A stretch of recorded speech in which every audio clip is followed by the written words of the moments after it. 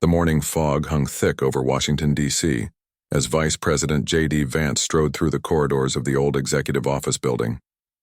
His footsteps echoed against the marble floors, each step carrying the weight of a decision that would change everything. The encrypted briefing folder in his hand contained intelligence that made his blood run cold. 3 weeks earlier, a joint intelligence operation had uncovered something unprecedented.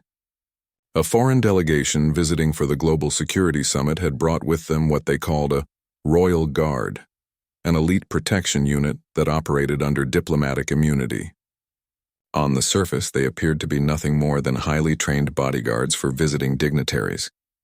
But the reality was far more sinister. Agent Sarah Mitchell from the FBI's Counterintelligence Division had been the first to notice the anomalies. The so-called Royal Guard members carried equipment that went far beyond standard protection protocols. Hidden within their ceremonial uniforms were sophisticated surveillance devices, communication jammers, and technology that could compromise secure government facilities. What appeared to be ornamental badges were actually advanced data collection tools. The breakthrough came when NSA analysts detected unusual signal patterns emanating from the diplomatic quarters where the Royal Guard was stationed. The signals were attempting to penetrate secure government networks, probing for weaknesses in critical infrastructure systems. These weren't just bodyguards. They were a cyber warfare unit operating under the cover of diplomatic protection. Vance had called an emergency meeting with his senior staff that Tuesday morning. The conference room was filled with tension as intelligence officials laid out the evidence. Maps, photographs, and technical readouts covered every available surface. The Royal Guard had been systematically mapping government facilities, identifying security protocols, and gathering intelligence on key personnel. The situation was complicated by international law. The visiting delegation enjoyed diplomatic immunity, which meant traditional law enforcement approaches were severely limited. Any action taken against the Royal Guard had to be carefully calculated to avoid creating an international incident that could damage crucial diplomatic relationships. Defense Secretary Williams presented 3 options to the Vice President.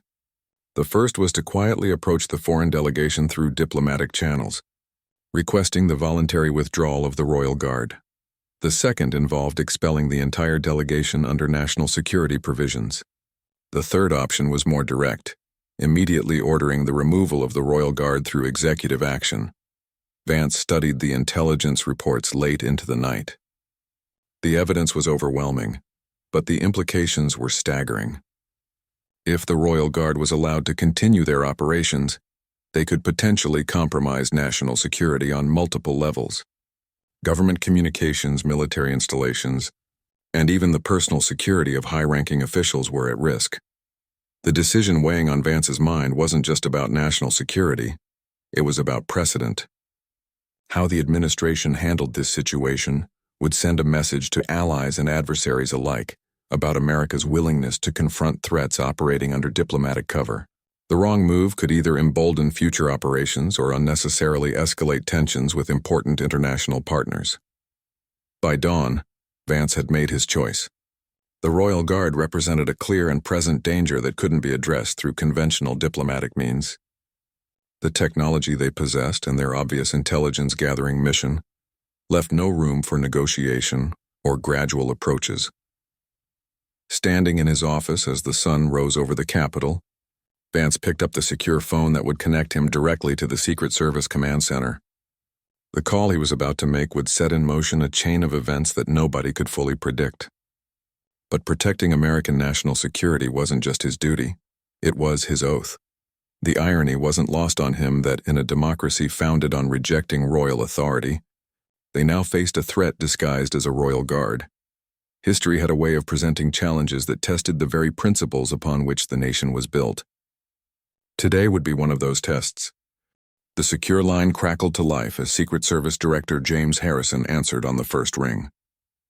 Vance could hear the controlled tension in Harrison's voice, a man who had spent decades protecting presidents and understanding that some conversations would reshape national security protocols forever.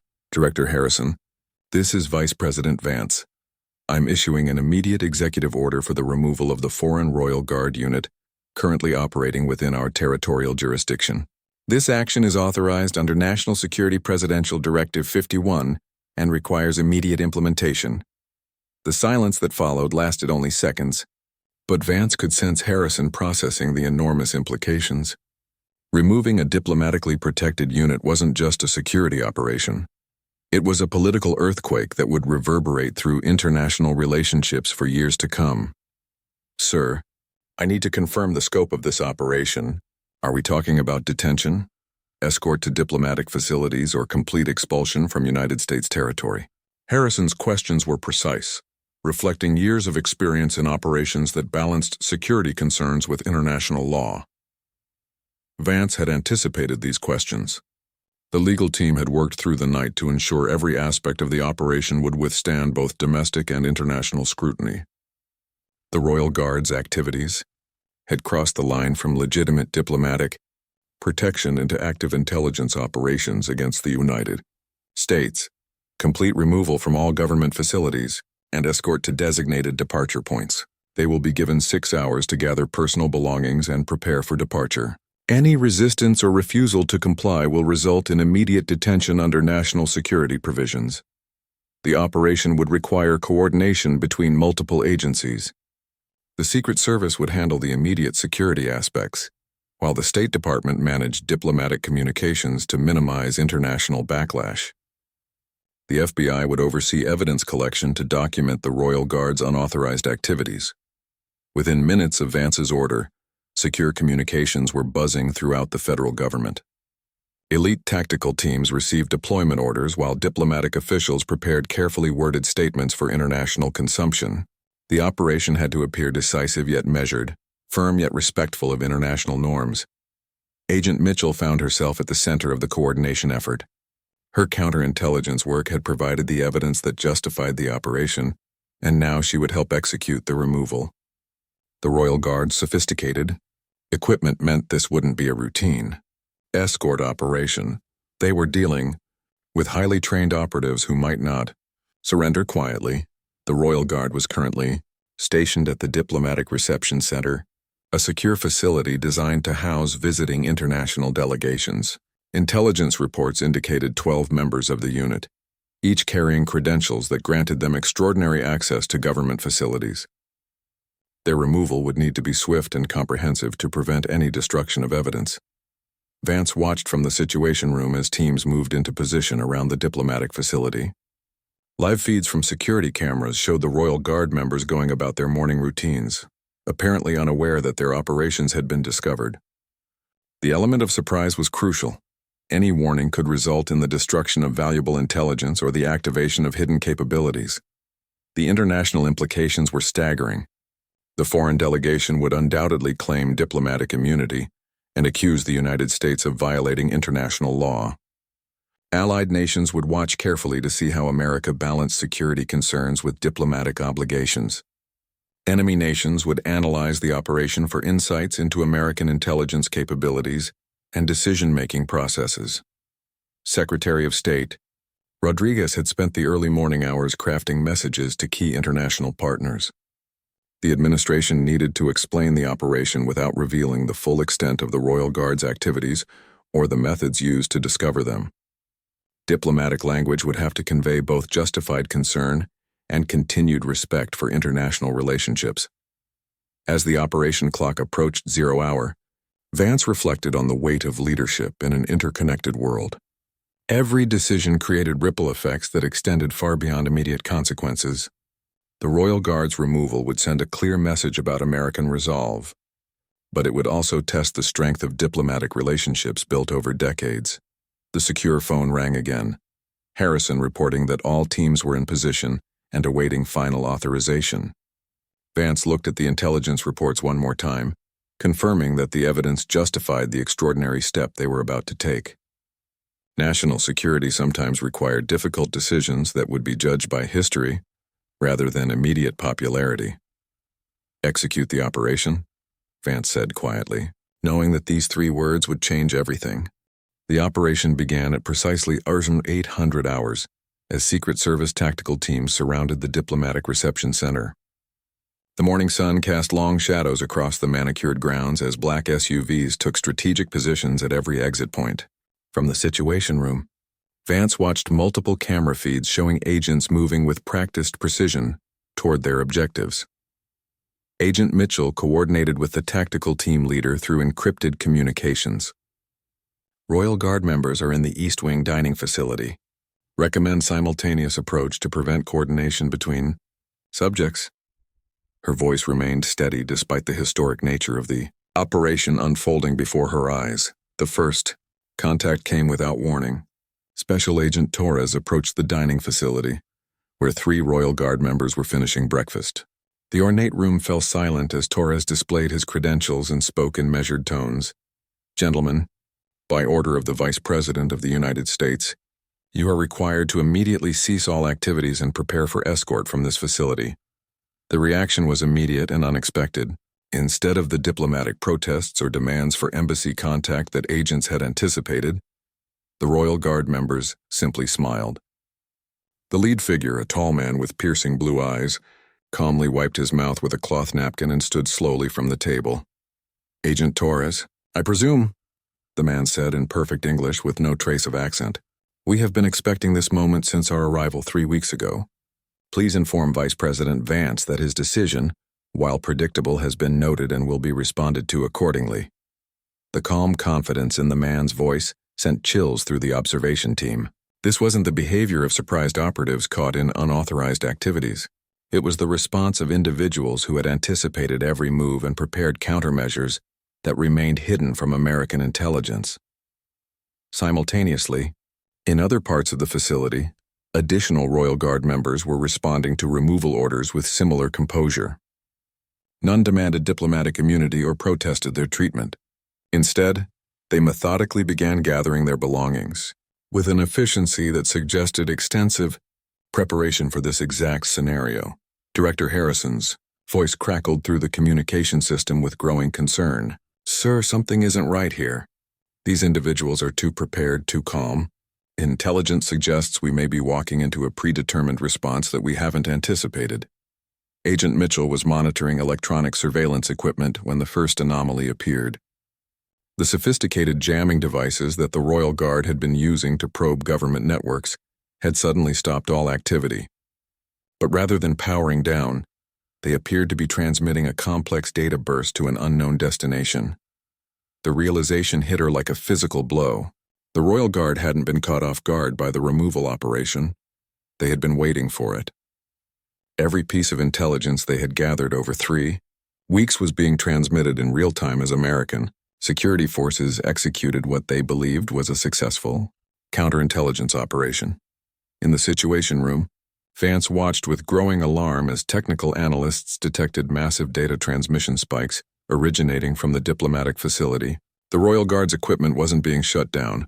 It was executing a final protocol that had been planned from the beginning. They're downloading everything, Agent Mitchell reported urgently. Government facility layouts, security protocols, personnel files, communication frequencies. 3 weeks of intelligence gathering is being transmitted simultaneously to multiple international destinations. The beautiful irony of the situation became clear. By moving to remove the Royal Guard, American security forces had triggered the very thing they were trying to prevent. The operation designed to stop. Intelligence theft was facilitating the largest transfer of classified information in recent history. The lead Royal Guard member approached Agent Torres with an almost friendly demeanor. Your government's response time was exactly 17 minutes longer than our projections indicated. This information will be valuable for future diplomatic planning. Please thank Vice President Vance for his cooperation in validating our operational assessments. The casual arrogance of the statement masked a deeper strategic reality. The Royal Guard hadn't just been gathering intelligence. They had been testing American response capabilities, decision-making timelines, and security protocols. The removal operation itself was providing valuable information about how the United States government functioned under pressure. From secure command centers around the world, Allied and enemy intelligence services were monitoring the unfolding situation. The Royal Guard's transmissions were being received by multiple nations, creating a situation where American security vulnerabilities were being shared across international intelligence networks in real time. Vance faced a horrible choice: allow the Royal Guard to complete their data transmission while maintaining the diplomatic fiction of a controlled removal, or escalate to aggressive intervention that could destroy critical evidence while creating an international incident of unprecedented proportions. The clock on the Situation Room wall showed 0847 hours. In 13 minutes, the Royal Guard had transformed what appeared to be a successful counterintelligence operation into a masterpiece of strategic manipulation that would haunt American national security for years to come. The revelation that struck Agent Mitchell in the next moment changed everything about the operation. As she monitored the data transmissions more carefully, patterns emerged that defied every assumption they had made about the Royal Guard's mission. The intelligence being transmitted wasn't just stolen American secrets. It was a carefully crafted mixture of real and fabricated information designed to mislead whoever was receiving it. Director Harrison, we need to reassess the situation immediately. Mitchell spoke rapidly into her secure communicator.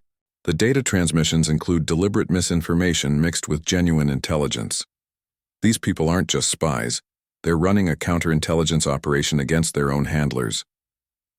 In the Situation Room, Vance watched as intelligence analysts worked frantically to decode the transmissions. The Royal Guard's actions were becoming more complex with each passing minute. What had appeared to be a straightforward espionage operation was revealing layers of deception that went far beyond anything they had encountered before.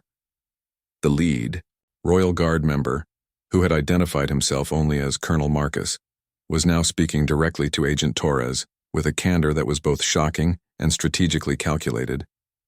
Agent Torres, your government has been operating under several false assumptions about our mission here. Perhaps it's time for a more honest conversation. Colonel Marcus gestured for Torres to follow him to a private conference room within the diplomatic facility. The move was unprecedented, a foreign operative requesting private dialogue with American security officials during an active removal operation. But something in Marcus's demeanor suggested that refusing this conversation could result in consequences far worse than any intelligence leak. Sir, the subject is requesting a private meeting, Torres reported to the command center.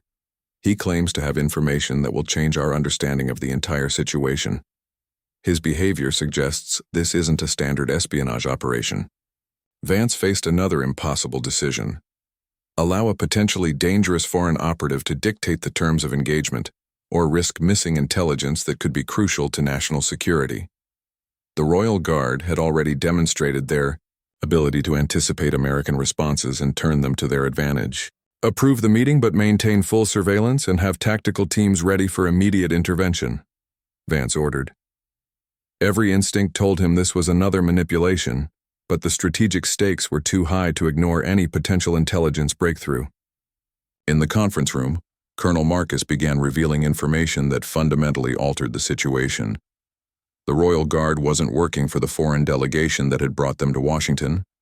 They were an independent unit that had infiltrated the delegation specifically to gather intelligence on a planned terrorist operation targeting American government facilities. The diplomatic delegation you've been monitoring includes 3 individuals who are planning to assassinate key congressional leaders during next week's joint session, Marcus explained with clinical precision.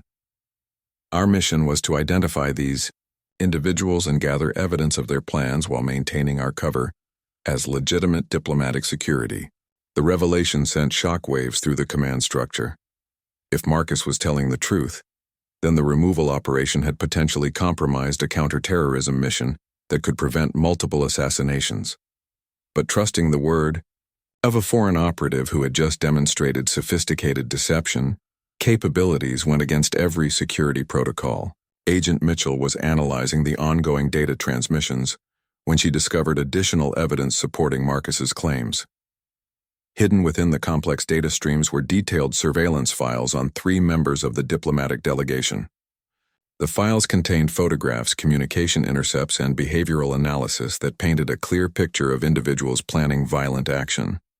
The terrorist plot, according to Marcus's intelligence, involved using the diplomatic reception, scheduled for the following week as cover for placing explosive devices within the Capitol building. The three conspirators had been using their diplomatic status to conduct reconnaissance missions and gather materials for their attack. Your removal operation has forced us to accelerate our timeline, Marcus continued. We were hoping to gather additional evidence and identify other potential conspirators before taking action. Now we must choose between maintaining our cover and preventing immediate loss of life. Vance studied the intelligence briefings being transmitted from the diplomatic facility.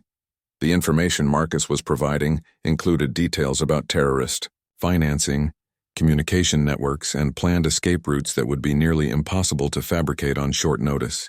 The specificity and accuracy of the intelligence suggested it was genuine, but accepting Marcus's information meant acknowledging that American intelligence had completely misunderstood the situation. The Royal Guard removal operation hadn't stopped. A foreign espionage mission, it had potentially compromised an Allied counterterrorism operation that was protecting American lives. The diplomatic implications were staggering.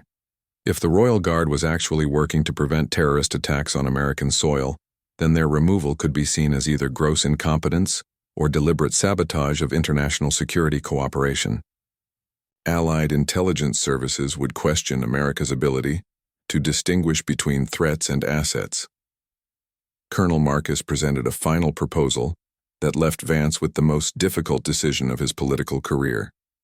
Vice President Vance, we can complete our mission and neutralize the terrorist threat, but only if your government is willing to trust us with operational control for the next 72 hours. The choice is yours, but the consequences of either decision will reshape international security cooperation for the next decade. The clock showed 8:09:23 hours. In 35 minutes, the Royal Guard had transformed from enemy spies to potential allies in preventing one of the most serious terrorist threats in recent American history. The weight of Colonel Marcus's proposal hung in the air like a storm cloud ready to break. Vance found himself confronting a scenario that no training or experience had prepared him for, deciding whether to trust foreign operatives who had demonstrated their ability to deceive and manipulate American intelligence agencies with surgical precision. FBI Director Sarah Chen joined the emergency conference call from Quantico, bringing additional perspective to the impossible situation. Mr. Vice President, we've been analyzing the terrorist intelligence provided by Colonel Marcus. Cross-referencing with our existing databases shows matches with known terrorist financing networks and communication patterns that we've been tracking for 18 months. The confirmation was both reassuring and deeply troubling. If American intelligence agencies had been tracking the same terrorist networks for over a year without identifying the immediate threat to congressional leadership, it raised serious questions about the effectiveness of existing counterterrorism protocols. Agent Mitchell discovered another crucial piece of the puzzle while examining the Royal Guard's equipment more closely. Hidden within their surveillance devices were communication logs showing coordination with multiple international intelligence services. The Royal Guard wasn't working alone. They were part of a multinational counterterrorism operation that had been tracking the terrorist cell across several countries. Sir, the communication logs show coordination with British MI6, French DGSE, and German BFE, Mitchell reported. This appears to be a joint operation that our intelligence community wasn't informed about. The Royal Guard was serving as the American component of an international counterterrorism mission. The revelation added another layer of complexity to Vance's decision. Refusing to cooperate with the Royal Guard wouldn't just potentially enable a terrorist attack. It would demonstrate to Allied intelligence services that America couldn't be trusted with sensitive international operations. Colonel Marcus used the pause in communications to provide additional details about the terrorist threat. The three conspirators within the diplomatic delegation had been planning their attack for over 2 years, using their diplomatic status to conduct reconnaissance and gather materials. The joint session of Congress scheduled for the following week provided the perfect target for maximum political impact. The explosive devices are already in place within the Capitol building, Marcus revealed with chilling calm. Our mission was to identify their exact locations and neutralization procedures without alerting the conspirators to our knowledge of their plans. Your removal operation has forced us to move to immediate action. The claim that explosives were already planted in the Capitol building triggered emergency protocols throughout the government. Secret Service teams began coordinating with Capitol Police for immediate security sweeps, while bomb disposal units prepared for deployment. The terrorist threat had suddenly become imminent rather than potential. Vance realized that regardless of whether he trusted Colonel Marcus, the possibility of explosives in the Capitol required immediate action. The Royal Guard's intelligence would be crucial for locating and neutralizing the devices before they could be activated during the congressional session. Colonel Marcus, I'm authorizing limited cooperation under strict oversight, Vance announced after consulting with his security team. You will provide detailed intelligence about the explosive devices and assist with their location and neutralization. However, all activities will be conducted under direct American supervision with joint operational control. The compromise solution reflected the reality that neither complete trust nor complete rejection was feasible. The Royal Guard would be allowed to complete their counterterrorism mission, but under conditions that protected American interests while addressing the immediate security threat. Within minutes, joint teams were being assembled with Royal Guard members working alongside American bomb disposal experts and counterterrorism specialists. The cooperation was tense and carefully monitored, but the expertise that Colonel Marcus and his team provided was immediately evident. The first explosive device was located in a maintenance area beneath the house chamber using intelligence that only the Royal Guard possessed. The sophisticated placement and timing mechanisms confirmed the seriousness of the terrorist threat while validating Colonel Marcus's claims about the conspiracy as additional devices were located and neutralized. The scope of the terrorist plot became clear. The attack had been planned to collapse sections of the Capitol building during the joint congressional session, potentially killing hundreds of congressional representatives and senators. The political and social impact would have been devastating for American democracy. The successful cooperation between American security forces and the Royal Guard began to change the dynamic of the operation. Colonel Marcus and his team demonstrated professional competence and genuine commitment to preventing the terrorist attack, gradually building trust with their American counterparts. But even as the immediate terrorist threat was being addressed, larger questions remained unanswered. How had international intelligence services identified this threat when American agencies had missed it? Why hadn't the multinational operation included direct American participation from the beginning? And what other security threats might be operating under diplomatic cover? By afternoon, 7 explosive devices had been located and neutralized, and the 3 terrorist conspirators had been taken into custody during coordinated arrests that prevented any warning to potential additional cells. The immediate threat to the Capitol and congressional leadership had been eliminated through unprecedented cooperation between American and foreign intelligence services. The operation's success couldn't mask the fundamental questions it raised about intelligence sharing, international cooperation, and the balance between national sovereignty and collective security. In an interconnected world where threats crossed borders as easily as legitimate diplomatic missions, the aftermath of the successful counterterrorism operation brought unexpected revelations that would reshape international intelligence cooperation for years to come. As Colonel Marcus and his team prepared detailed briefings about the terrorist network they had been tracking, the true scope of the threat became apparent to American official Secretary of State Rodriguez arrived at the secure briefing facility that evening to participate in what would become known as the Royal Guard debriefing. The information Colonel Marcus was prepared to share extended far beyond the immediate terrorist threat to the Capitol building. His team had been tracking a sophisticated international network that was planning coordinated attacks across multiple democratic nations. The cell we neutralized today was part of a larger organization planning simultaneous attacks in Washington, London, Paris, and Berlin, Colonel Marcus explained to the assembled American officials. The timing was designed to create maximum political disruption during a critical period of international negotiations on global security cooperation. Agent Mitchell found herself at the center of intelligence analysis that revealed the terrorist network's sophisticated understanding of international political dynamics. The attacks had been planned to coincide with crucial diplomatic meetings that could have strengthened counterterrorism cooperation between democratic nations. The disruption caused by successful attacks would have derailed these negotiations for years. The Royal Guard had been tracking this network for over 3 years, following financial transactions, communication patterns, and personnel movements across dozens of countries. Their mission in Washington was the culmination of a multinational intelligence operation that represented the most sophisticated counterterrorism cooperation in modern history. Director Harrison discovered that the Royal Guard's apparent espionage activities had actually been cover for their counterterrorism mission.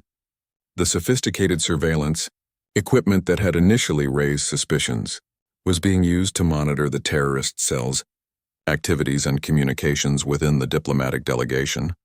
We needed to maintain the appearance of a standard diplomatic security detail while conducting intensive surveillance of the terrorist operatives, Colonel Marcus explained.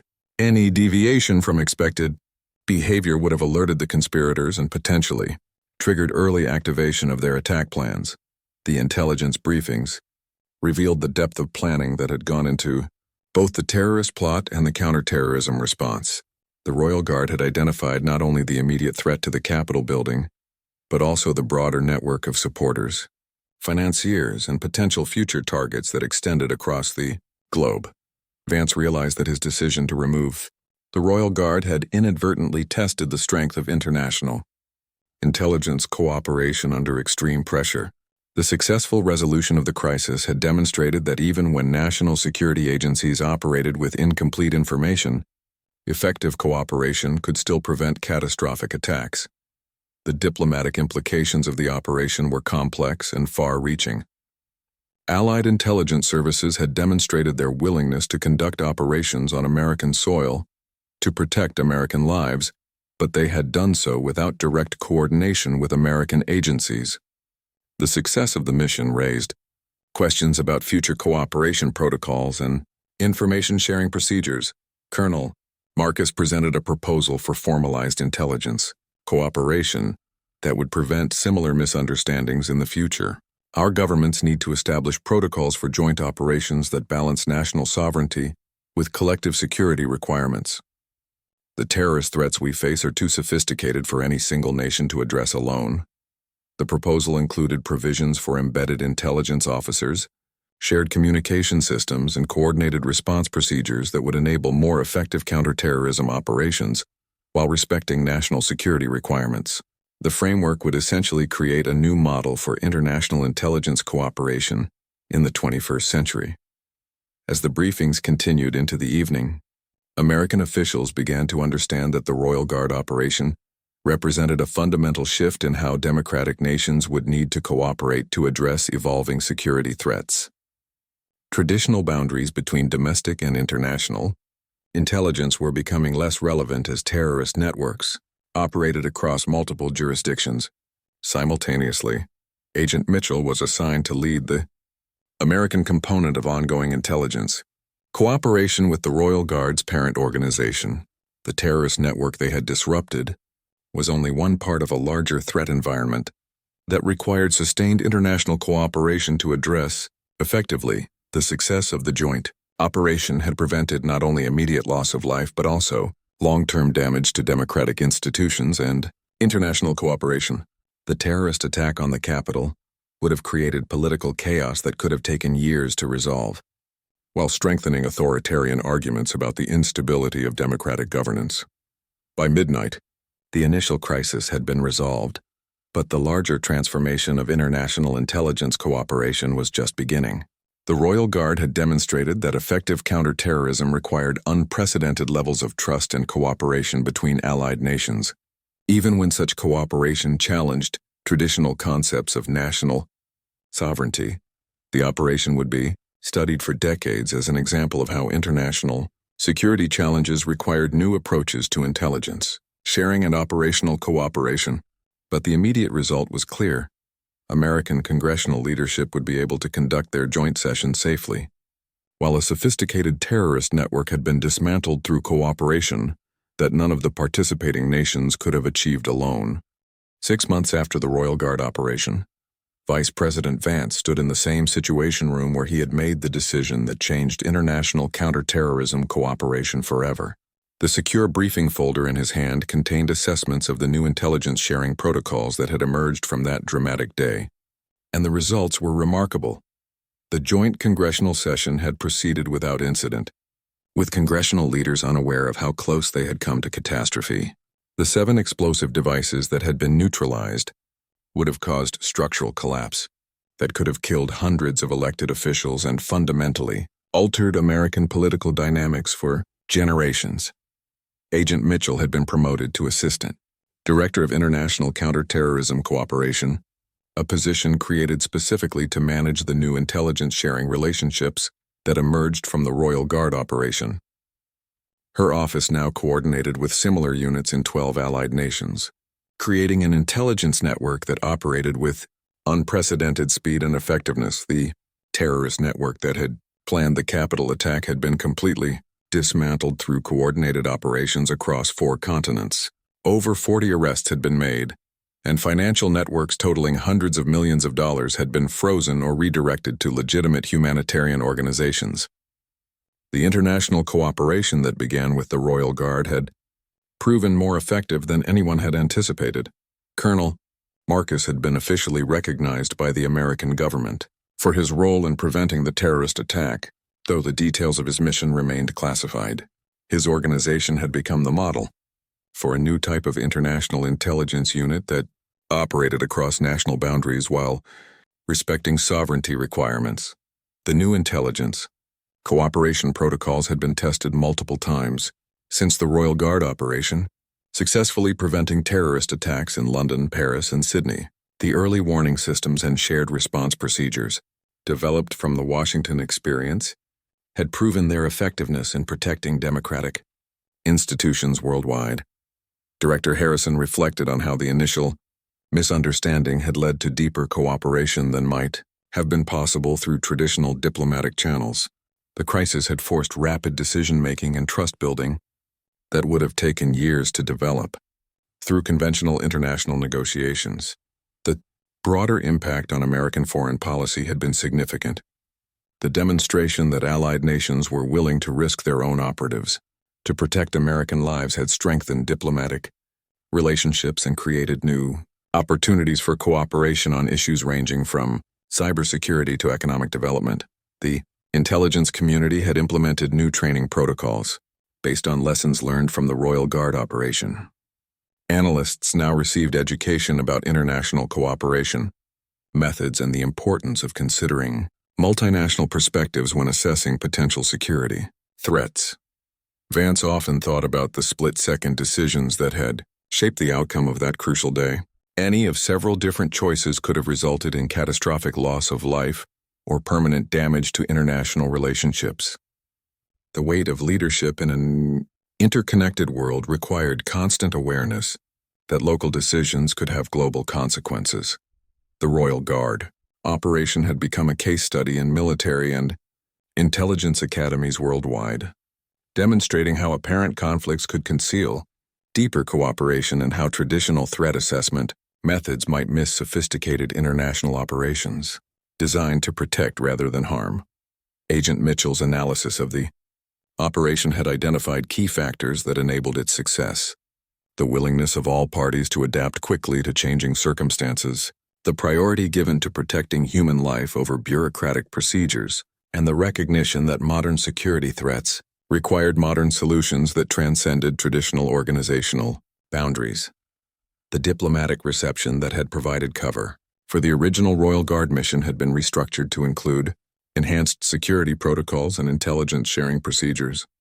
Future diplomatic delegations would operate under frameworks that balanced legitimate diplomatic immunity with security requirements for host nations. Looking back, Vance realized that the Royal Guard's most stunning move hadn't been their sophisticated intelligence operation or their successful counterterrorism mission. Their most remarkable achievement had been demonstrating that international cooperation could work even when it began with suspicion and misunderstanding. The morning sun streamed through the Situation Room windows as Vance prepared for another day of decisions that would shape national security policy. The Royal Guard operation had taught him that leadership sometimes required trusting allies, even when their methods seemed threatening. and that the most dangerous threats often wore the masks of legitimate diplomatic activity. The secure phone on his desk rang with the distinctive tone that indicated an international intelligence briefing. Somewhere in the world, Allied intelligence services were working to prevent the next terrorist attack, using cooperation protocols that had been forged. In the crucible of that extraordinary day when a vice president's order to remove a royal guard had ultimately saved countless lives and strengthened the foundations of democratic security cooperation, the royal guard had proven that sometimes the most effective protection comes from those who appear to be the greatest threat, and that true security in the modern world requires the courage to trust allies, even when trust seems impossible.